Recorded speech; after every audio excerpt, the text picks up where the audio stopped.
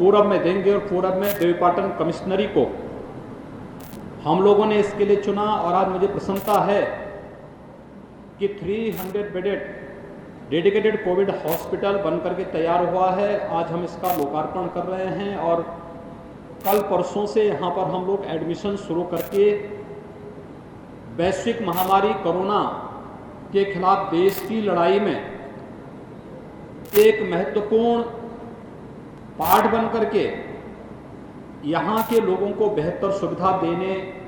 की कार्रवाई हम इस जनपद के अंदर, इस कमिश्नरी में गोंडा के अंदर देना प्रारंभ कर देंगे। पूरी दुनिया कोरोना संक्रमण से त्रस्त है और अगर दुनिया के अंदर बड़े बड़े देशों की स्थिति को देखा जाए जिनके पास हेल्थ इंफ्रास्ट्रक्चर पहले से ही बहुत अच्छा था, उनकी तुलना में भारत और भारत के अंदर भी विभिन्न राज्यों की तुलना में उत्तर प्रदेश की हम तुलना जब करते थे तो हमें पाते थे कि उत्तर प्रदेश बहुत पिछड़ा है। 1947 से लेकर के 2016 तक इस कमिश्नरी में एक भी गवर्नमेंट मेडिकल कॉलेज नहीं था। और आज मुझे प्रसन्नता है कि आज हम इस देवीपाटन कमिश्नरी के अंदर यहाँ पर यहाँ के जनप्रतिनिधियों के सहयोग से, उनके प्रयास से, उनके परिश्रम से 3 मेडिकल कॉलेज अकेले इस कमिश्नरी के अंदर बनाने जा रहे हैं, जिसमें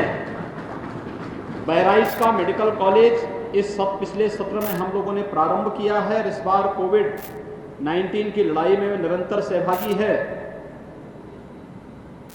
साथ साथ हम लोगों ने बलरामपुर में पूर्व प्रधानमंत्री स्वर्गीय अटल बिहारी वाजपेयी जी का वह कर्म क्षेत्र रहा है। उन्होंने अपने राजनीतिक जीवन की शुरुआत बलरामपुर जनपद से की थी और बलरामपुर से उनका एक लगाव था। केजीएमयू लखनऊ की एक सैटेलाइट सेंटर के रूप में वहां पर एक हॉस्पिटल का निर्माण और उसे मेडिकल कॉलेज के रूप में विकसित करने की कार्रवाई प्रदेश सरकार के द्वारा प्रारंभ की गई है। और साथ साथ गोंडा में भी एक नए मेडिकल कॉलेज के निर्माण की कार्रवाई प्रदेश सरकार ने प्रारंभ की है। और मेरा अनुमान है कि जब ये तीनों मेडिकल कॉलेजेस बन करके पूरी क्षमता के साथ अपनी सेवाएं देना प्रारंभ करेंगे तो स्वाभाविक रूप से लोगों को बेहतर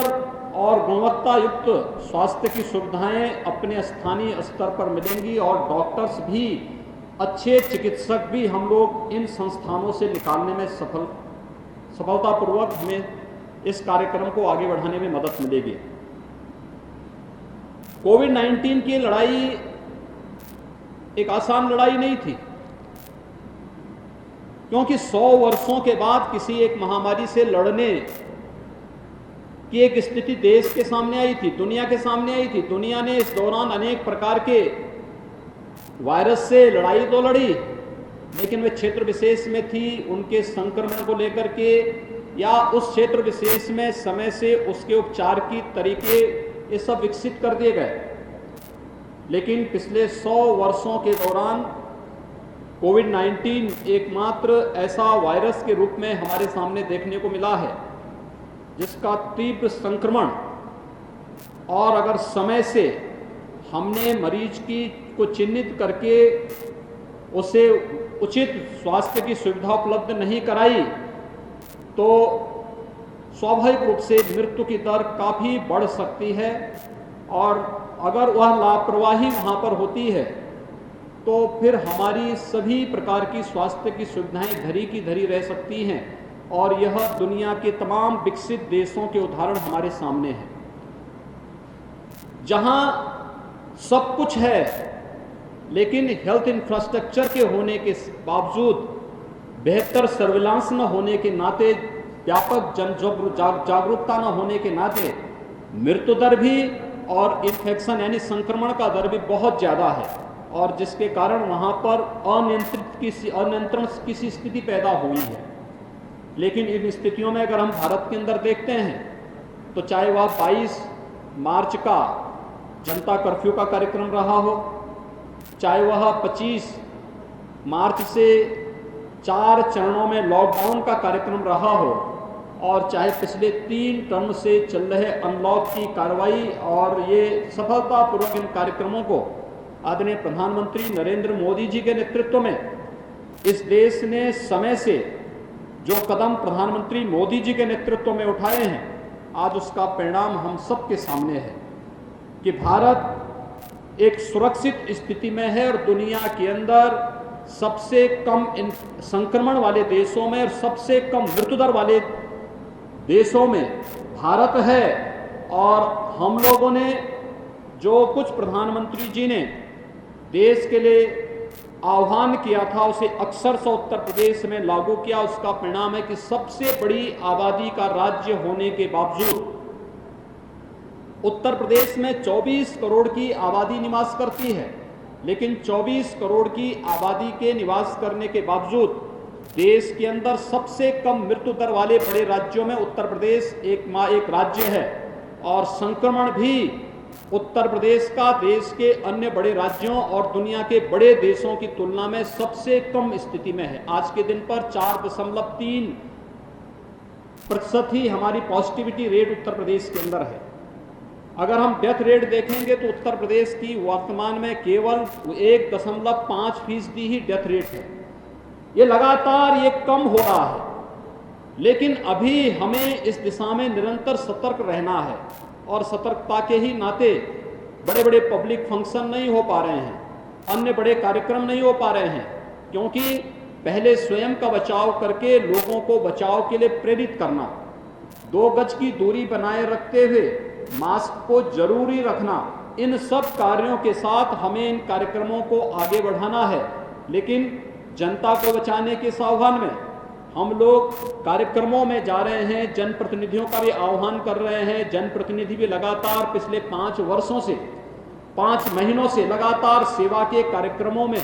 जुट करके जनता को राहत देने का कार्य कर रहा है। और आज उसी का परिणाम है कि शासन स्तर पर बनाई गई कार्य योजना जनप्रतिनिधियों के सहयोग से प्रशासनिक मशीनरी के द्वारा सफलतापूर्वक उसे लागू करने का कार्य आज प्रदेश के अंदर सफलतापूर्वक होने के कारण गोंडा जैसे जनपद या इस कमिश्नरी जैसे जनपदों में सबसे अधिक माइग्रेंट लेबर भी आई थी और बड़े पैमाने पर आए। उनके रोजगार, उनके पुनर्वास और उन्हें स्वावलंबन की ओर अग्रसर करने के साथ ही जो अनेक कार्यक्रम यहाँ पर प्रारंभ हुए, उन कार्यक्रमों का परिणाम है कि हम लोगों ने माइग्रेंट लेबर के बारे में बहुत सारे लोगों की अलग धारणाएं रही होंगी, लेकिन हम लोगों का यह मानना था कि प्रवासी कामगार उत्तर प्रदेश का नागरिक है और उत्तर प्रदेश में उसका स्वागत है। उत्तर प्रदेश में हम उसकी प्रतिभा और उसकी ऊर्जा का लाभ उठाएंगे। और आज ये कार्य यहाँ पर हम लोगों ने प्रदेश के अंदर आए 40 लाख से अधिक उन सभी प्रवासी कामगार और श्रमिकों का समायोजन उत्तर प्रदेश के अंदर किया। वे लोग उत्तर प्रदेश में रह करके इस कार्यक्रम को सफलतापूर्वक शासन के साथ सहभागी बनकर के कार्य कर रहे हैं, चाहे वह विभिन्न प्रकार के इंफ्रास्ट्रक्चर डेवलपमेंट के हों, चाहे वह प्रदेश के अंदर एग्रीकल्चर के क्षेत्र में हो, या फिर प्रदेश के अंदर मनरेगा जैसी योजनाओं को या कृषि क्षेत्र में कार्य करने के लिए उपलब्धता का हो, या जीवन के प्रत्येक क्षेत्र में उनका योगदान आज प्रदेश के अंदर प्राप्त हो रहा है। प्रदेश के अंदर जो हमारे छात्र बाहर प्रतियोगी परीक्षाओं की तैयारी करते थे, कोटा में 12,500 छात्र प्रतियोगी परीक्षाओं की तैयारी करते थे। लॉकडाउन के दौरान कैसे लाया जाए, हम लोगों ने निर्णय लिया। वे सभी बच्चे थे, 12 से 15 साल, 15 साल, 16 साल तक के बच्चे थे। उन्हें सुरक्षित उनके परिजनों तक पहुंचाना एक चैलेंज था, तो भी प्रदेश सरकार ने निर्णय लिया और सुरक्षित उन्हें उनके घर तक पहुंचाने का कार्य किया। प्रयागराज में 15,000 से अधिक छात्र प्रतियोगी परीक्षाओं की तैयारी करते थे,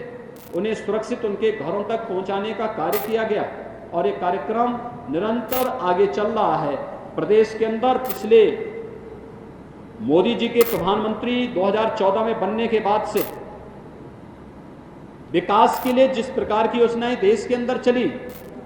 उत्तर प्रदेश में 2016 के बाद इसको तेजी के साथ आगे बढ़ाया गया और 2017 में प्रदेश में सरकार आने के बाद आज आप देख रहे होंगे 1947 से लेकर के 2012 तक प्रदेश में केवल 12 राजकीय मेडिकल कॉलेज बने थे और 2016 से 20 के बीच में हम लोग वर्तमान में 30 नए राजकीय मेडिकल कॉलेजेस का निर्माण कर रहे हैं। 2 नए एम्स उत्तर प्रदेश में बन रहे हैं। टेस्टिंग क्षमता के बारे में अगर आप देखेंगे, जब कोरोना का पहला पेशेंट उत्तर प्रदेश के अंदर देखने को मिला था,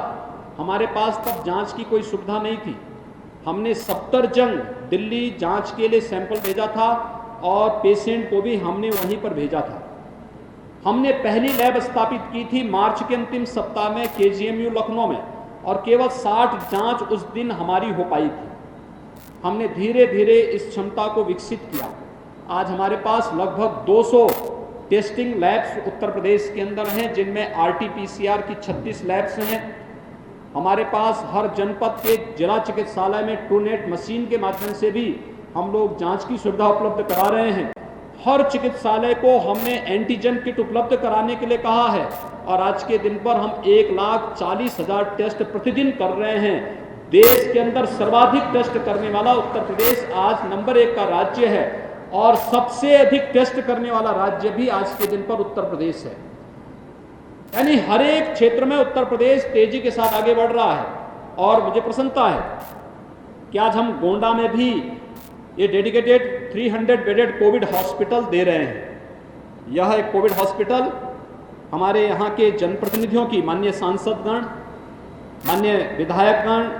यहाँ के जो लोकल विधायक हैं, उनके प्रयास और हमारे अन्य जनप्रतिनिधियों ने जो यहाँ के लिए निरंतर मांग उठाई थी,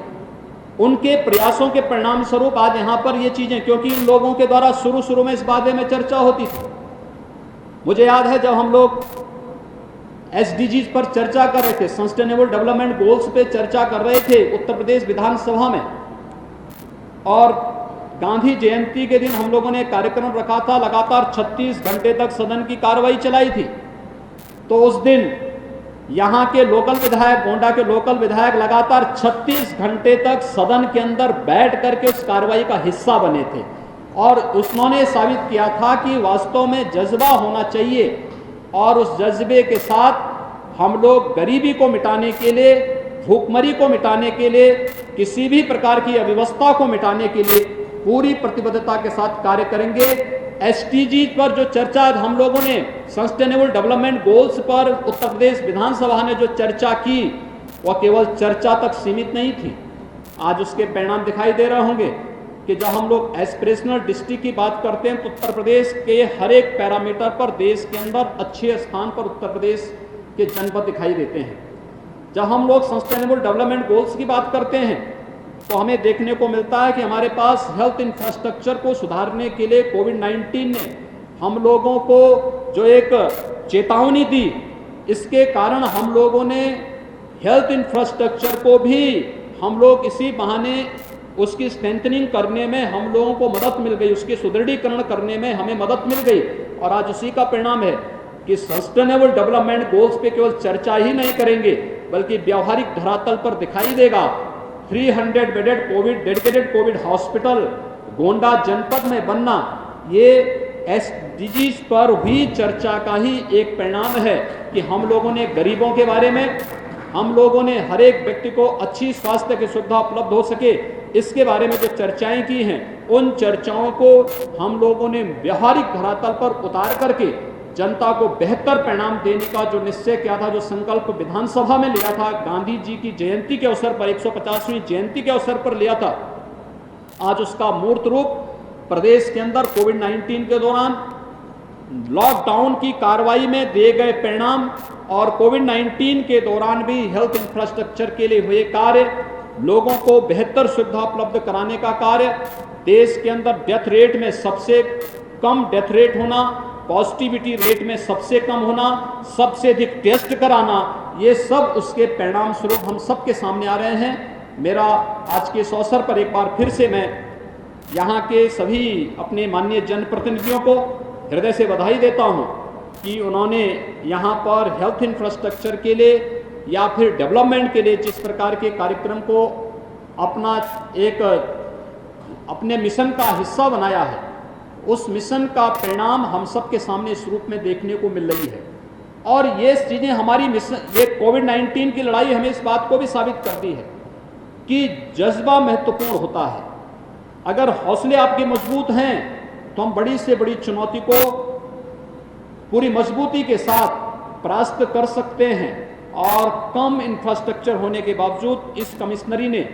रिजल्ट बेहतर देने का प्रयास किया है। और जब ये डेडिकेटेड कोविड हॉस्पिटल गोंडा में बनेगा, मेरा अनुमान है अभी यहाँ पे केवल 17 बेड यहाँ पे वेंटिलेटर के यहाँ पर इस हॉस्पिटल में आ रहे हैं, लेकिन हम लोग शीघ्र ही यहाँ पर HFNC और वेंटिलेटर्स की संख्या बढ़वाएंगे, जिससे क्षमता और तेजी के साथ लोगों को और ज़्यादा एक सुविधा मिल सके, क्योंकि ये बहुत महत्वपूर्ण होगा, क्योंकि इसका बड़ा रोल है। दूसरा, व्यापक जागरूकता इस बात का कि डोर टू डोर सर्वे, जो भी सस्पेक्टेड केस हैं, जितने भी सस्पेक्टेड केस आएंगे, बुजुर्ग हैं, पहले से ही कई बीमारियों से ग्रसित हैं, गर्भवती महिलाएं हैं, कमजोर इम्यूनिटी के हैं, बच्चे 10 साल से छोटे बच्चे हैं, इनमें से जो भी हमें सस्पेक्टेड लगे इनकी तत्काल जांच कराना, और जांच कराने के बाद इनका कांटेक्ट ट्रेसिंग भी 24 घंटे के अंदर करके जो भी कोविड पॉजिटिव आए उन्हें अगले 48 घंटे के अंदर हॉस्पिटल में पहुंचा देना। अगर होम आइसोलेशन में हमें भेजना है तो पहले इस बात को देख लेना कि होम आइसोलेशन में भेजने के लिए क्या उनके पास सेपरेट रूम और सेपरेट टॉयलेट है या नहीं है। अगर है तो उन्हें पल्स ऑक्सीमीटर और थर्मामीटर भी उनको क्रय करने के लिए तैयार करना, और फिर उनको एक किट उपलब्ध करा करके उन्हें होम आइसोलेशन के लिए भले ही हम अनुमति दें, लेकिन शेष पेशेंट को हम जितनी जल्दी हॉस्पिटल पहुंचा सकेंगे उतनी जल्दी हम उसके जीवन की रक्षा करने में सफल होंगे। डेथ रेट हमारा उतना ही न्यूनतम स्तर पर जाएगा। सर्विलांस की बहुत बड़ी भूमिका इस प्रकार की किसी भी इस प्रकार के वायरस जनित बीमारियों में होती है, और हमें सर्विलांस पर बेहतर ध्यान देना होगा। मैं अपने सभी माननीय जनप्रतिनिधियों से भी इस बारे में आह्वान करूंगा कि हम लोगों को इस बारे में तैयार करें कि जहां पे लोगों को थोड़ा भी सर्दी है, खांसी है, हल्का सा हरारत है, बुखार है, लेट न करें, क्योंकि बहुत बार लोग ये मानते हैं कि बरसात का समय है, हरारत हो गई होगी या वायरल फीवर हो गया होगा, या सर्दी जुकाम को सामान्य बुखार के रूप में लेकर के हम लोग स्वयं भी दिक्कत पैदा हो जाती है। इसलिए कभी भी लापरवाही इसमें नहीं करेंगे, और तो अन्य लोग भी बचेंगे, हमारी स्वयं की जान भी बचेगी। और इस दिशा से हम लोग पूरी सतर्कता के साथ इस कार्य को हम लोग पूरी तत्परता के साथ करेंगे। मैं एक बार फिर से यहाँ के जनता जनार्दन को 300 बेडेड कोविड हॉस्पिटल मिलने पर, क्योंकि देवीपाटन कमिश्नरी है, माँ पाटेश्वरी के नाम पर बना हुआ एक कमिश्नरी, और आज उनके कमिश्नरी मुख्यालय पर 300 बेडेड कोविड हॉस्पिटल यहाँ की जनता को समर्पित करते हुए मुझे बहुत प्रसन्नता की अनुभूति हो रही है। मैं इसके लिए यहाँ के माननीय जनप्रतिनिधियों को हृदय से बधाई देता हूँ, यहाँ की जनता का अभिनंदन करता हूँ। मैं टाटा ट्रस्ट और bill and Melinda Gates foundation को इस अवसर पर हृदय से धन्यवाद देता हूँ, और स्वास्थ्य विभाग को भी इस बात पर हृदय से धन्यवाद देता हूँ, बधाई देता हूँ कि जिस मजबूती के साथ इस लड़ाई को लड़ रहे हैं, और आगे भी जिस जज्बे के साथ लड़ने के संकल्प के साथ वे कार्य कर रहे हैं, निश्चित ही हम लोग सफल होंगे। और आदरणीय प्रधानमंत्री जी के नेतृत्व में भारत कोविड-19 के खिलाफ इस लड़ाई को जीत करके भारत अपनी अर्थव्यवस्था को और मजबूती के साथ सुदृढ़ करके प्रत्येक नागरिक के जीवन में खुशहाली लाने का कार्य करेगा। आप सबके प्रति मेरी शुभकामनाएं। धन्यवाद। जय हिंद। आप सीएम योगी आदित्यनाथ को सुन रहे थे। साफ तौर पर गोंडा से सीएम योगी आदित्यनाथ, यूपी में कोरोना से सभी नियम लागू किए गए हैं, कोरोना के सभी नियम लागू किए गए। यूपी में देश में सबसे कम लोग संक्रमित हुए हैं, तो सीएम योगी आदित्यनाथ पहुंचे थे उद्घाटन के लिए। संक्रमण में देश में यूपी में सबसे कम लोगों की मृत्यु हुई है। मृत्यु दर को लेकर भी बातचीत की। जनता को शासन सभी सुविधाएं देने का काम कर रही है। तो लॉकडाउन में यूपी के प्रवासियों को पूरी तरीके से सुरक्षित रखा गया। प्रदेश में 30 नए मेडिकल कॉलेज का निर्माण हो रहा है।